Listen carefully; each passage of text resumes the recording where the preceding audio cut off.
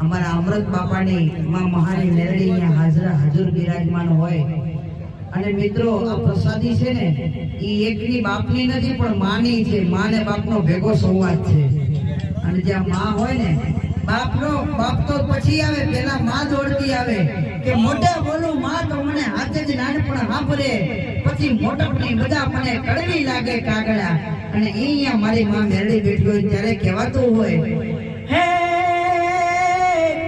મારી ખડોલવાળી મહાની મેરડી, મારી ખડોલવાળી મહાની મેરડી, અને મારી રાખજે તારા ભક્તોની લાજ. આજે અમરા બાપાના આંગણે એ મારી બેઠી મહાની માં.